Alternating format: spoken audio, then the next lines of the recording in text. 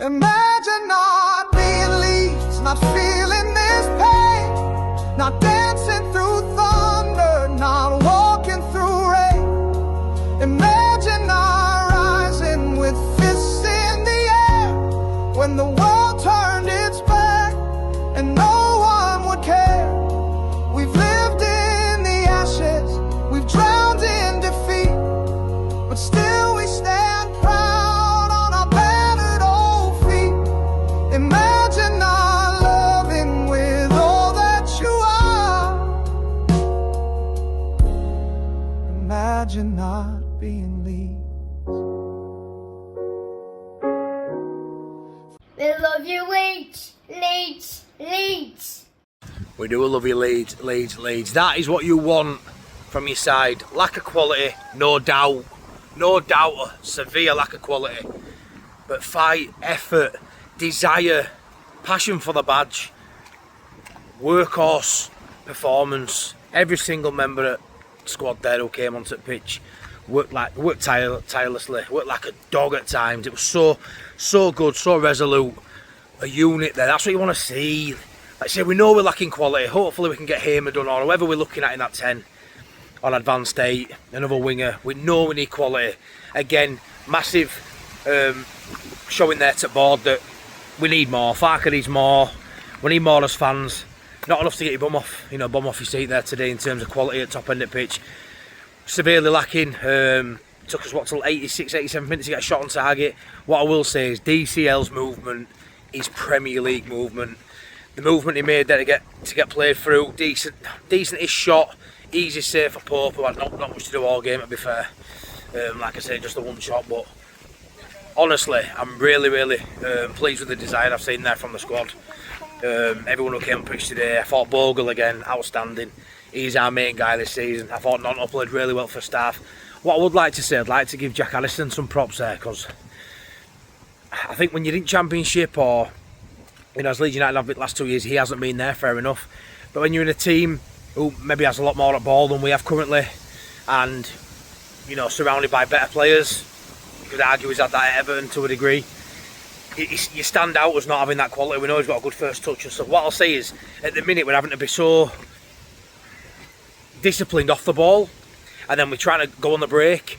Harrison, I thought, looked one of the shining lights at Wednesday. One of the players who, we know he gives everything, but we're getting the ball and driving forward against Wednesday, but it was only Wednesday. I thought when he came on today, wasn't happy to see him come on, especially for Nonto, because I thought Nonto was the only player who looked like he could make something happen. But I'll be honest, I thought when Harrison came on, he looked good again. He looked good, and I've got to give him that.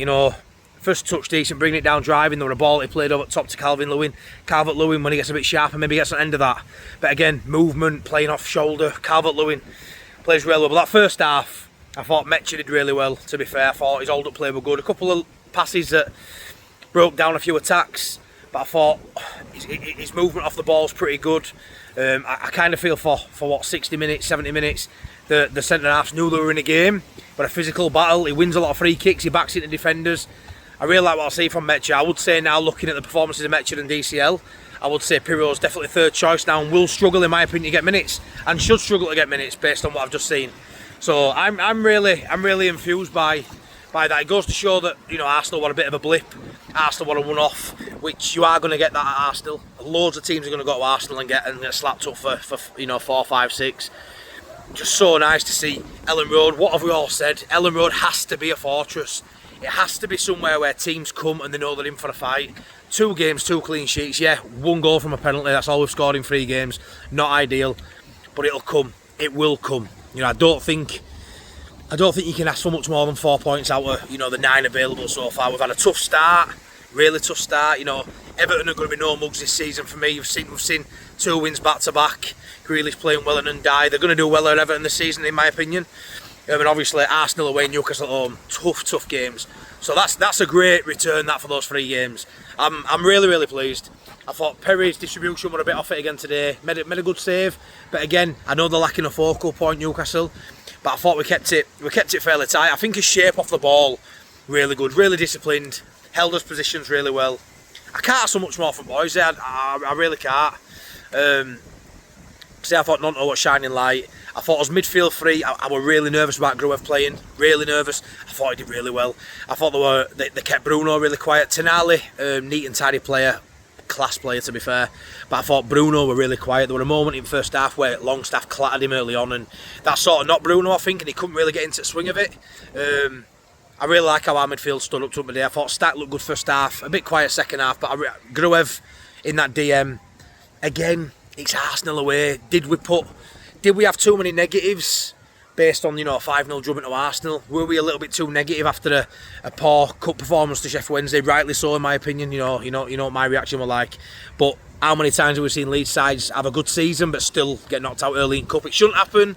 I don't want it to happen. It should be better than that. But I suppose these things happen for Leeds United. Early cup exits. It's just in our DNA. And getting slapped up against Arsenal, like I say, maybe we've been too negative this last week. In terms of what we're seeing for the season, I'll say a little bit like the end of the Everton game. To see us end a game with Harrison and Aronson on paper doesn't look good. But what I'll say is, really workload were great from them too. They're not the glitz and glam. As soon as you take Nonto off, actually creative spark gone there. We're the only one who looked like he was going to do something. James not quite at it. But again, these sort of teams, it's so difficult to match them up and play football. So has Daniel Farke got it right at home? I would say he has. I just think now it just goes to show we have to focus heavily now on a little bit of creativity, or a lot of creativity.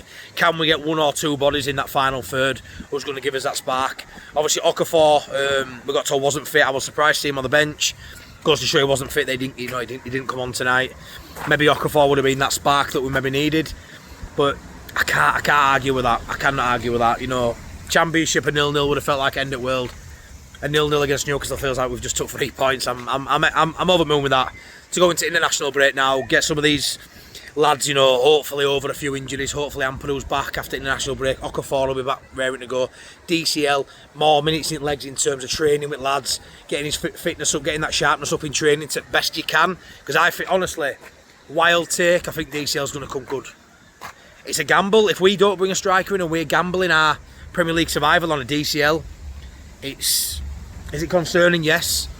If he stays fit, is he going to trouble defenders? Yeah, he is. And his first goal for Leeds in far away for me. You can just see difference in his movement to when you compare him to like a Bamford and people who've had him, in recent years, even a Pirot. His movement is top draw, and he will get an end of chance, and he will put them away for me. So, positive signs. I'm feeling a lot more positive now. We've got 2 weeks off now till we play Fulham away, which is another tough game. They ain't the Fulham of old. But yeah, dead chuffed with that. I can try and enjoy my weekend now. With kids, it's going to be manic out here at Butlins, as you can see. Butlins Skegness. But yeah, I'm over the moon with that. Over the moon. I hope you all enjoyed it too. Please drop your comments in the comment section below. I want to know what your thoughts are on that game. Surely you're feeling positive. Creativity, massive in terms of what's needed. We all know that. We knew that before the ball was kicked. If we'd have won 3-0 today, I'd still say we needed a creative spark. They've identified a couple of players. Rumours are there. Hopefully they'll go get that business done. Because I think at home we're looking quite solid to beat. Can we just that XG? What lowest XG of any game this season? There were only one game last season in the Premier League that had a lower XG than that. But I aren't bothered. I'll take a 0-0 against a Champions League level side any day at Elland Road. And that gives me confidence that in the games in and around us, the teams in and around us, at Elland Road especially, if we can keep it tight, we'll have enough to get through in them games. And as home form is the form that will keep us in this fucking league. So I'm buzzing with that. Let me know your thoughts. Please like, please subscribe and all that stuff. And I'll see you on the next one. Leeds.